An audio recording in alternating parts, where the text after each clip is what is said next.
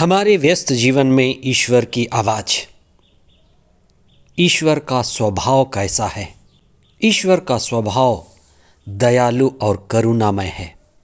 ये पास्का का समय ईश्वर के प्रेम को अनुभव करने का समय है और ये अनुभव हमें बताता है कि ईश्वर प्रेम का सागर है, ईश्वर करुणा और दया का सागर है। इसलिए पास्का के दूसरे रविवार को करुणा का रविवार कहा जाता है।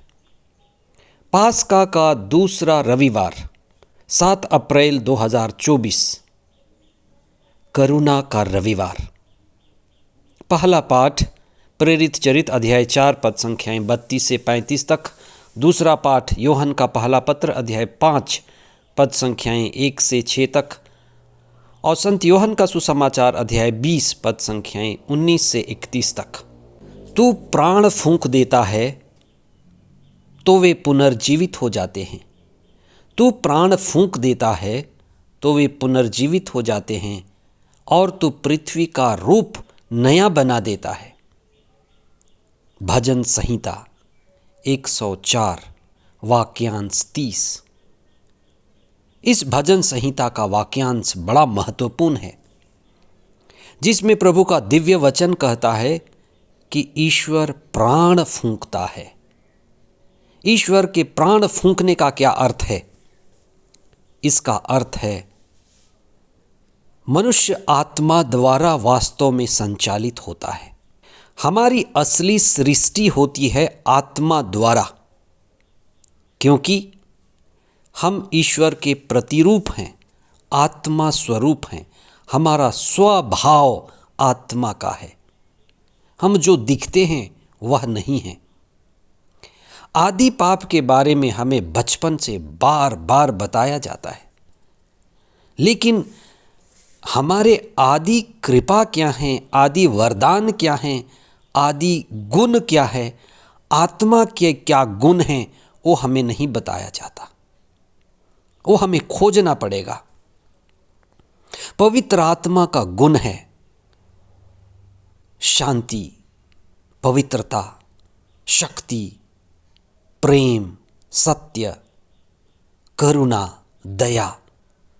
और जब हम आत्मा में रहते हैं, आत्मा के स्पर्श में रहते हैं, तो इसका अनुभव हमें मिलता है।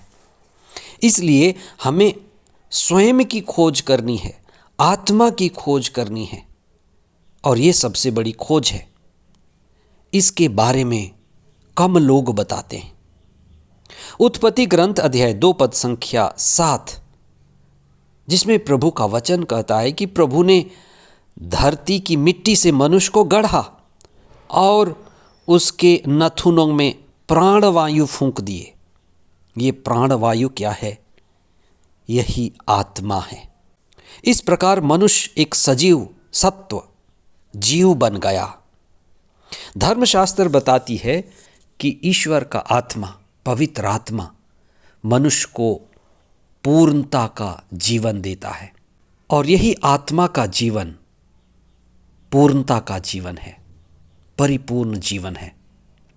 संत मत्ती अपने सुसमाचार अध्याय 5 पद संख्या 48 में कहते हैं, तुम पूर्ण बनो जैसे तुम्हारा स्वर्गिक पिता पूर्ण है। पवित्र आत्मा का जीवन, आत्मा पूर्ण जीवन या चेतना पूर्ण जीवन, जागृत अवस्था का जीवन, यही हमें पूर्ण बनाता है।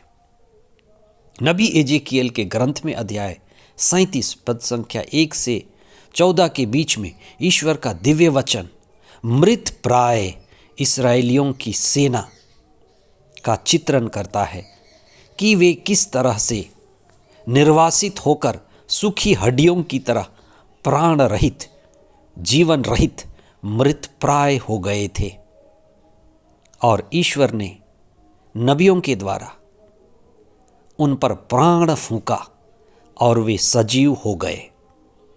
इसलिए ईश्वर सृष्टि करता ही नहीं, पुनः सृष्टि करता है। आप जीवन की किस हालत में हैं, उदासी, निराशा, बेचैनी। आप प्रभु के पास आएं, पवित्र आत्मा को ग्रहण करें। इसीलिए आज हमारे चिंतन का विषय है कि ईश्वर न केवल सृष्टि करता है, लेकिन ईश्वर पुनः सृष्टि करता है। God is not only a creator, but God is recreator. आज का पहला पाठ जो प्रेरित चरित्र से लिया गया है, हमें बताता है कि एक नया समुदाय ईसा के बाद, ईसा के शिष्यों के द्वारा और वास्तव में पवित्र आत्मा के द्वारा एक नए समुदाय का जन्म हुआ। आत्मापूर्ण समुदाय, प्रथम मसीही समुदाय, नवनिर्मित समुदाय, जिसमें ईश्वर केंद्र था और सभी को वह सब मिलता था जो उनको चाहिए था। आत्मा केंद्रित जीवन।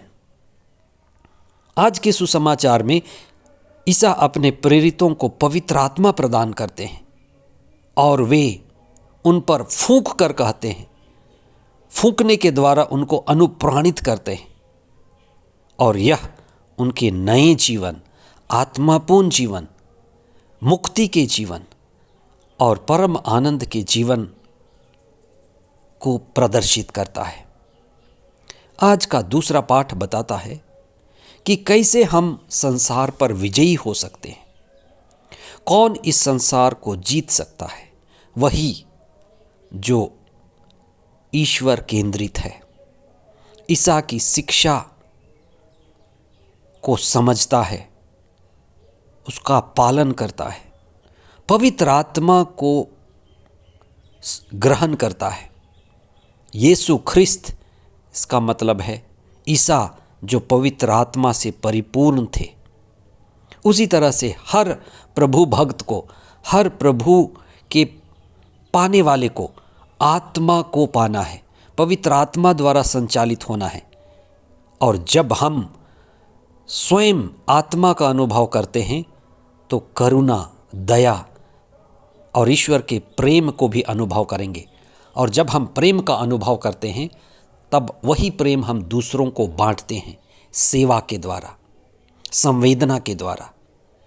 हम वही दे सकते हैं जो हमारे पास है, हम वह नहीं दे सकते जो हमारे पास नहीं है। क्या आपके पास प्रेम है, करुणा है, दया है, संवेदना है? जो है वही मुंह के द्वारा, नज़रों के द्वारा, जीवन के द्वारा, व्यवहार के द्वारा बाहर आता है। ईश्वर की करुणा हम पर प्रवाहित हो रही है, ईश्वर का प्रेम हम तक पहुंच रहा है, क्योंकि ईश्वर प्रेम पूर्ण है, प्रेम स्वरूप है। हम इसी का विशेष अनुभव करें और प्रभु के प्रेम के द्वारा संचालित हों। आमीन।